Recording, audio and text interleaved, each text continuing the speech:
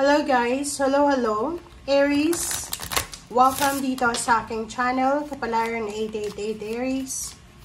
Tingnan natin kung anong messages, vibration, gabay energy ng baraha or ng reading na to. Okay.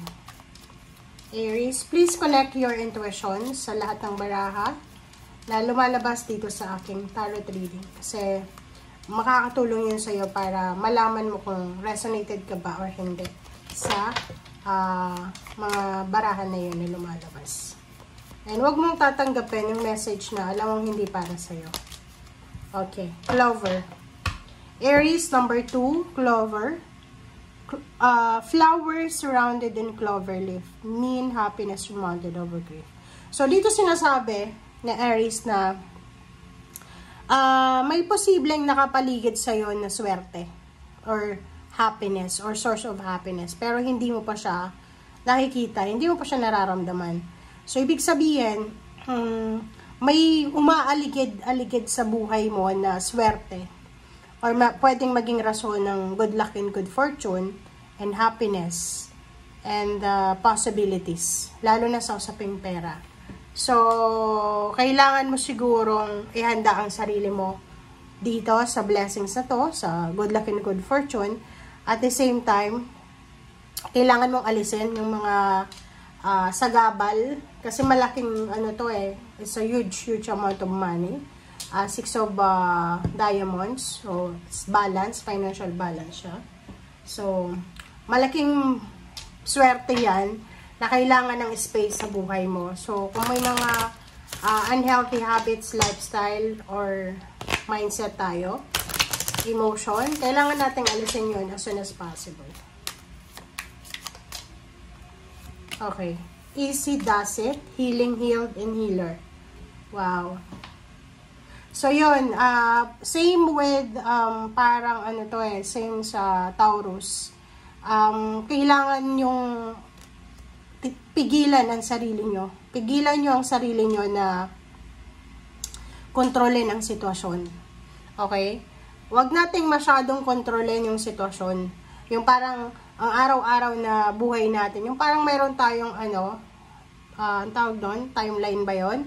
Or mayroon tayong schedule. Okay, may schedule tayo. Ito yung gagawin natin. Pero hindi yung kukontrolin mo lahat. Like, kailangan 12 exact kakain ako. And kailangan yung anak ko 6 PM nandun na lahat sa bahay namin. Parang ganun. Or kailangan yung decision ng anak ko is decision ko yon, yung parang ganun. So, bigyan natin ng freedom ang ating sarili, ang mga tao sa paligid natin.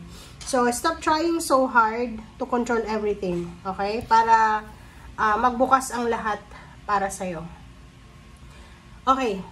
Dito sinasabi ng barahan na aside from financial, meron ditong emotional, physical health, mental healing na nakapaligid sa'yo. There's a healing energy surrounds you sa sitwasyon mo ngayon. So, ihanda mo yung sarili mo kasi kung ano man yan na pinagdaanan mo na kalungkutan, problema, or kasawian, sinasabi ng barahan na meron ditong nakatadhana na kagalingan, healing na para sa'yo.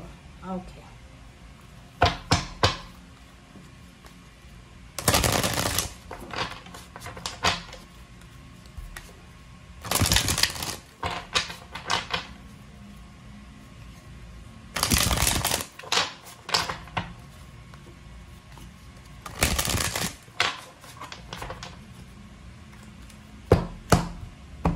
Okay, Aries, 2 of Swords, Knight of Pentacles,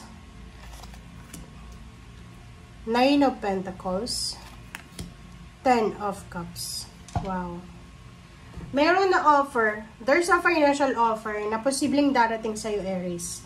Maybe job offer, partnership, financial partnership and collaboration, business, or kung ano man to, na offer na to. Yung offer na to, ay posibleng siya yung katuparan ng pangarap mo. Like for example, may mag-offer sa'yo ng trabaho, international or local, pero malayo siya sa pamilya mo. Sinasabi ng barahan na kahit sobrang kailangan mo ng trabaho, siguro hindi mo masyadong papansinin to Kasi natatakot ka eh. Meron kang fear eh. Meron kang fear na nararamdaman. Or maybe may restrictions, or may mga bagay-bagay ka na kailangan na ayusin. So, hindi mo magagawa ito na ino-offer sa'yo. But, sinasabi ng bara sa'yo, Aries, na kung lalakasan mo yung loob mo, tatanggapin mo to. Kasi ito yung dreams mo eh. Ito yung financial dreams. Ito yung, halimbawa, ino-offeran ka ng sweldo na pangarap mo. Like, ito yung pangarap kong sweldo eh. Or ito yung pangarap kong bansa. Kaso lang, marami kang kailangan ayusin. May entrapment eh. Merong stagnation na kailangan kang ayusin. Pero, pag ito ay tinanggap mo, siya ay magiging parang stepping stone para sa emotional and financial happiness mo. Malaking bagay yan para sa iyo and the family.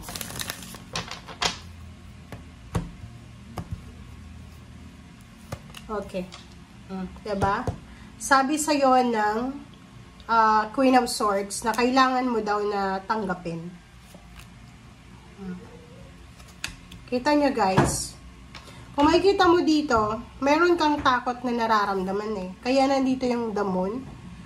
Kasi, marami kang kinakatakutan. Marami kang what if ganyan, what if hindi ako ma-promote, what if hindi ako magtagal, what if yung mga katrabaho ko ganyan, what if hindi ako makakuha ng ganito ganyan. So, napakarami na what if. Okay? But, sabi sa'yo dito ng Queen of Swords na etong ino-offer sa'yo sa ngayon, or etong binibigay sa'yo na pagkakataon, siya ay makakatulong sa'yo aside from protecting yourself, kasi makakatulong to para maproteksyonan yung sarili mo, yung pamilya mo, financial, or even emotional. Makakatulong din to sa'yo para umasenso ka, makapag-travel ka, makalipat ka ng ibang bahay, makapag-explore ka. Diba? So, face to face, yung Queen of Swords, tsaka Queen of Cups, parang nalilito ka. Kasi meron ditong Two of Swords eh, parang nalilito ka. So, hindi mo masyadong makuha yung tamang decision making dito eh. Yung, kine-question mo, yung parang, kasi itong Queen of Swords is intellecto eh. Yung utak mo, tsaka yung puso mo, nagtatalo siya eh. Diba? Parang, nagtatalo siya na hindi mo alam kung ano yung gagawin mo. So, kaya lumabas yung Two of Swords. Pero, kung makikita mo dito, tingnan mo guys, oh. Diba? Yung takot na nararamdaman mo, madi-dissolve yan, and it will turns out na magiging siyang success. Pero, hindi ko alam kung bakit kailangan mong pag-isipan ito. Pero, ikaw lang yung nakakaalam yan. Diba? So, basta isipin mo na napapaligiran ka ng healing energy na pwedeng makatulong sa'yo. It's either love, relationship, money, spiritual, or anything. Thank you guys. Bye!